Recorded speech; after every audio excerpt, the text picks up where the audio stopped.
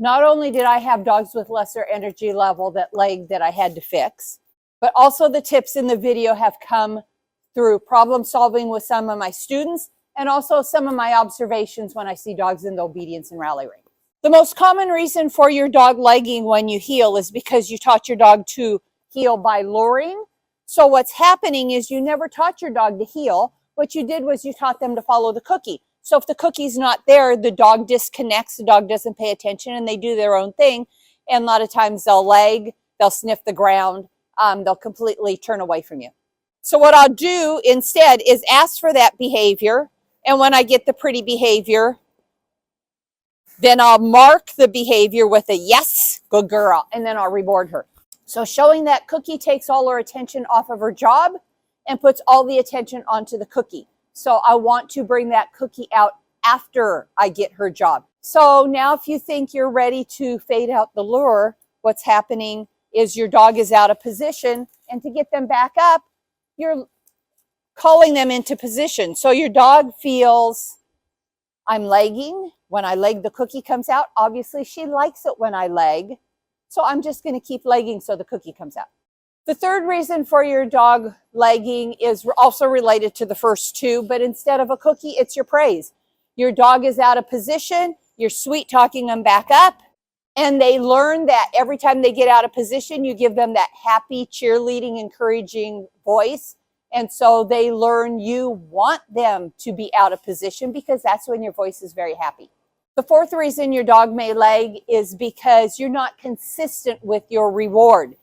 So a lot of people, what they'll do is they'll correct their dog when they're out of position. The dog gets back into position and they don't do anything. So what you need to do is as soon as your dog comes back into position, you're going to reward.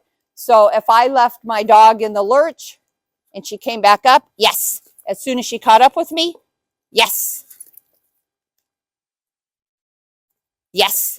And so as soon as, yes, she gets back in position, yes, I'm going to reward my dog. I'm not going to wait until she's there for 10 steps, because if your dog doesn't know yet, after 5 steps, your dog is saying, oh, that's obviously not what she wants because she's not rewarding me. So at first, every single time your dog gets into position, you need to reward them.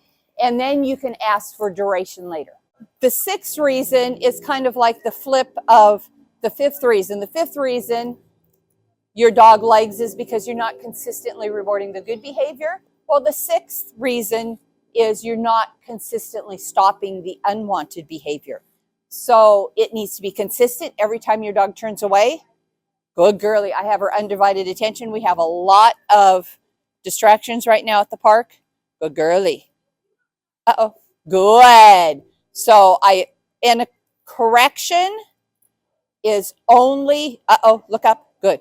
A correction is only what's needed to change the behavior. So she looked away, good. And I either say, or I reinforce what I want. And every correction needs a corresponding reward. Look up, good girl.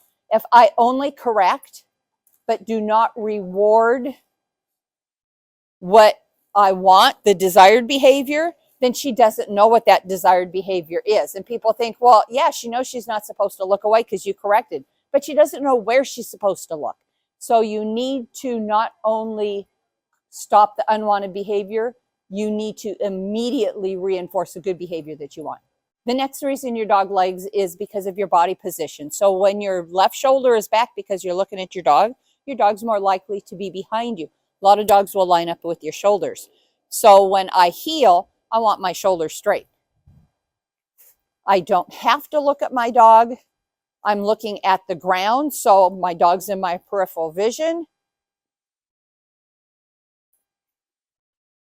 And she's high energy, so if I dip my shoulders back, she's not going to slow down. But almost every dog that is lesser energy, if your left shoulder goes back to look at them, then they're also going to slow down. Not only that, but if you are looking at your dog, when you make eye contact with your dog, you are communicating to them they are in the right place. So instead of looking at your dog with your shoulder back, What you want to do is look at the ground 4 to 6 feet in front of you. You can see your dog out of your peripheral vision. That will allow your shoulders to be straight and your dog is more likely to be in the correct position. When I heel, I have my hands at my side.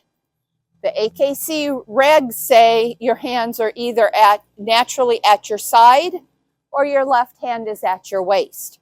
So I have noticed when some people put their hand at their waist, that elbow blocks their dog and they can't see them. And so now they're more likely to turn their shoulder back. So your hand at your waist at your trial I've seen causes your dog to leg. But in practice, what I've seen is when you're feeding with your left hand, your elbow comes back. That also pulls your shoulder back. So again, that's getting your left shoulder back and your dog is going to be behind you because they're learning to line up with your shoulders and your left shoulder is back. So again, both shoulders facing forward. Instead of feeding out of the left hand, and I don't like feeding and luring anyway, that's very anticlimactic. What I do,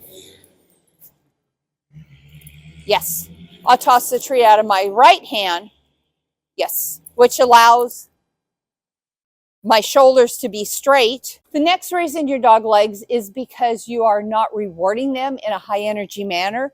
Feeding directly from your hand is anticlimactic. It also teaches your dog to only focus on you when you have food in your hand. So instead, what I'm going to do is have the treat in my opposite hand, and I'm going to pitch it forward. Pitching the treat on the ground incorporates prey drive, which is very exciting for the dog. Eating is more anticlimactic, but chasing is very exciting. So I'm going to pitch that for my dog. If my dog is slow and wants to leg, I'm going to pitch it forward. If my dog is high energy like this one is, instead of pitching forward, yes, I'm going to pitch it backwards. So it's just whatever the opposite behavior your dog is giving you, yes, then you want to do it, throw it the opposite direction. Yes.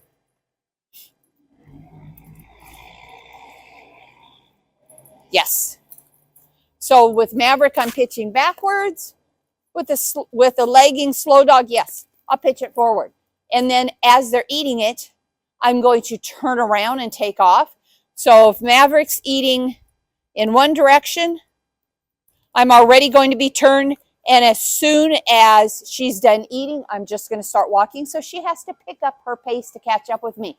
That's also prey drive. That's very exciting. And that's going to get them to pick up their pace. And the last reason your dog is legging and doesn't have energy is because you're low energy yourself. So you need to make this exciting. If I'm always correcting my dog, if I'm always frustrated, if I'm stressed, if I'm just a low energy person, my dog is going to match that. People tell me I need to calm down because I'm working my dogs up. Well, actually, my dogs are already high energy, and I chose my high energy dogs because they match my energy. The problem is if your dog's low energy and you have low energy, that's going to stay that way and your dog's going to leg. So your dog when working will match your energy level. If you have a high upbeat energy level, your dog will rise to the occasion and match it and pick up its pace and come with you. If you have a lower energy level, then your already not super active dog is going to slow down even more and start legging.